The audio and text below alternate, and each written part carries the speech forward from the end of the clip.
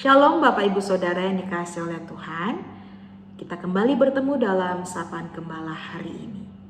Mari sebelum kita mendengarkan dan merenungkan firman Tuhan, kita terlebih dahulu berdoa.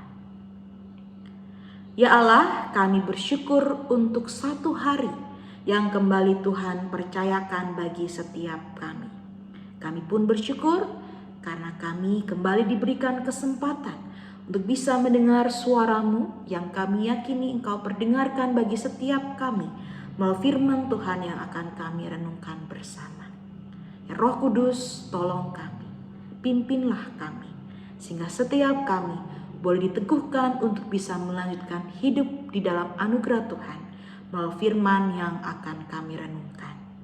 Inilah setiap kami anak-anak-Mu yang siap diperlengkapi melalui firman Tuhan hari ini. Bersabdalah, kami sungguh berserah. Amin. Bapak Ibu Saudara yang dikasihi oleh Tuhan, saya mengajak kita untuk membuka Alkitab kita dan bersama kita menyimak bacaan di hari ini yang saya ambil dari Roma 12 ayatnya yang ke-12. Roma 12 ayatnya yang ke-12.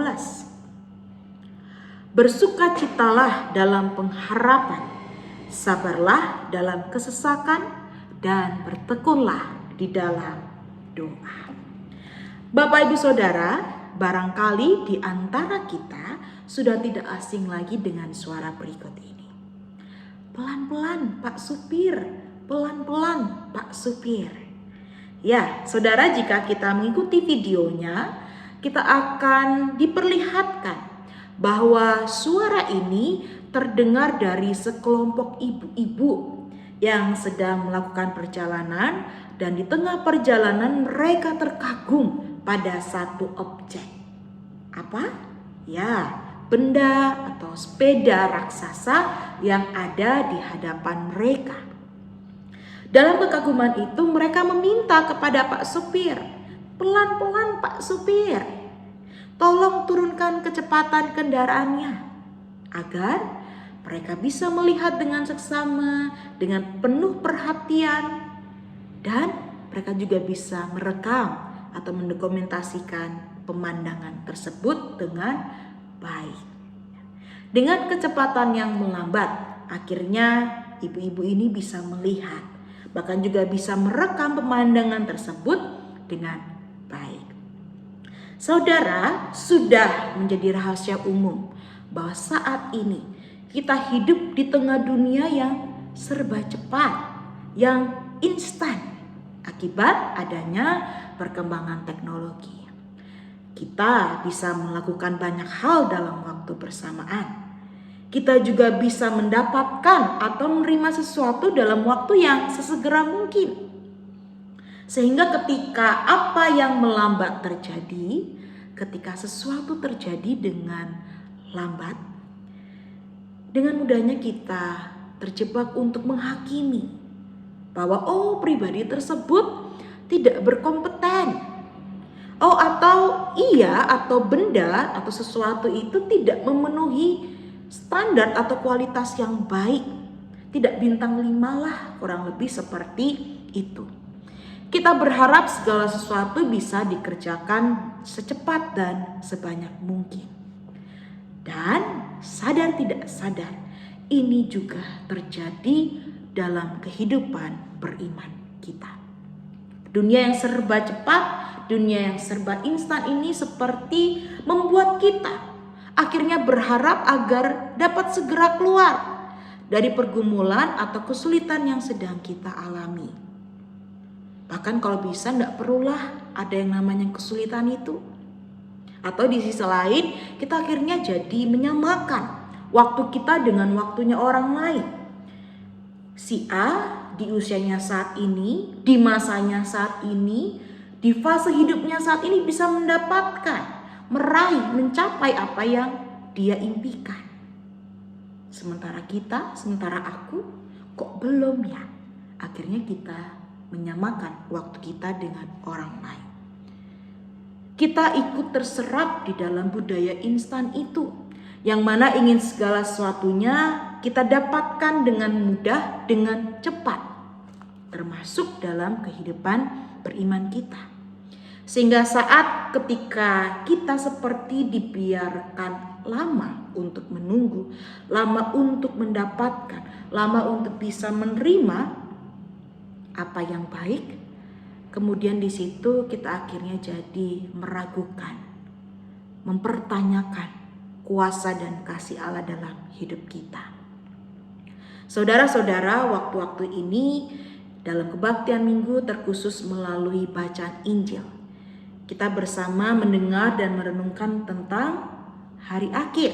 Suatu hari di mana kerajaan Allah yang sudah datang itu akan disempurnakan. Nah, tentu pengajaran Yesus saat itu kepada orang-orang yang mendengarnya tidak terlepas dari konteks mereka saat itu yang juga sedang ada dalam situasi yang sulit. Dalam situasi sulit itu mereka pun berharap agar mereka bisa segera keluar dari kesulitan yang dialami yang terjadi akibat penindasan Romawi. Mereka pun ingin segera menyudahi kesesakan yang sedang dihadapi. Dan sebagaimana yang mereka rasakan, kita pun sebagai manusia pernah, sedang dan akan merasakan hal itu.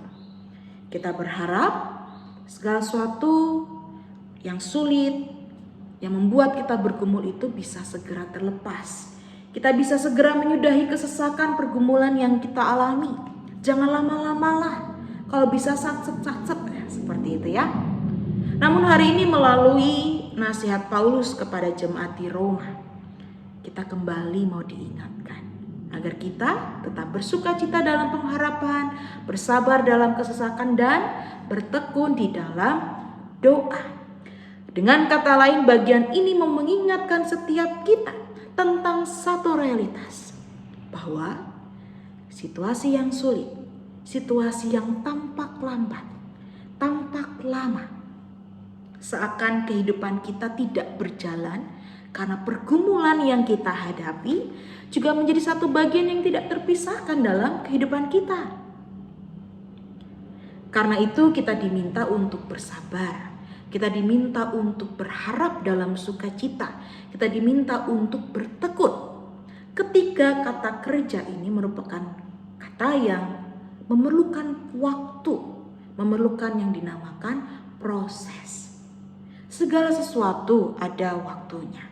Tetapi mari kita juga bisa mengimani bahwa saat kita sedang mengalami situasi itu juga menjadi cara Tuhan mengasihi saudara dan saya. Ilustrasi di awal menolong kita untuk menyadari bahwa kita juga perlu yang namanya perlambatan. Bahwa kita juga perlu yang namanya satu proses. Kita tidak bisa menikmati segala sesuatu yang berjalan dengan cepat. Kita perlu ritme atau tempo yang melambat. Karena dengan ritme yang demikian, kita bisa melihat, kita bisa mendengar, kita bisa mengamati, kita bisa menikmati apa yang baik dengan baik juga. Apa yang indah dengan indah juga. Ada yang baik dalam situasi atau proses yang melambat. Demikian juga saat kita makan, kita dianjurkan untuk bisa mengunyahnya secara perlahan. Agar apa? Agar itu membawa kebaikan buat proses pencernaan kita. Saudara, hari ini kembali kita diingatkan. Oke, pelan-pelan, tidak mengapa. Mari dalam pengharapan dan sukacita kita menerima setiap bagian kita, termasuk dengan situasi yang sedang lambat itu. Situasi yang membuat kita menunggu itu. Situasi yang membuat kita menanti. Situasi yang membuat kita harus lebih bersabar. Jika saat ini saudara sedang dalam proses itu, sedang dalam proses hidup yang seakan berjalan lambat karena pergumulan yang sedang dihadapi, mari kita punya pengharapan bahwa melambat dan proses menunggu bahkan bisa menjadi ruang di mana setiap kita, saudara dan saya, bisa mengalami Allah yang mengasihi setiap kita. Satu detik hidup kita menjadi berharga. Hal-hal kecil dalam hidup kita juga menjadi berharga ketika kita bisa menikmatinya itu secara perlahan, pelan-pelan. dan nikmatilah kasih Allah yang hadir dalam hal yang sederhana, dalam hal setiap detik kehidupan kita. Dengan begitu, kita akan semakin terkagum pada cara Tuhan mengasihi kita. Kiranya Tuhan menolong kita. Mari kita berdoa. Terima kasih ya Tuhan untuk firman di saat ini. Mampukan setiap kami dengan cinta yang besar dari Tuhan, agar kami boleh semakin bersuka cita dalam pengharapan, kami boleh semakin bersabar di dalam kesesakan, dan kami boleh semakin bertekun di dalam doa. Karena kami tahu hidup kami sungguh menjadi berharga ketika kami menjalaninya bersama dengan Sang Allah yang terus menyertai kehidupan kami. Inilah syukur sekaligus kerinduan kami yang kami naikkan di dalam nama Tuhan kami Yesus Kristus.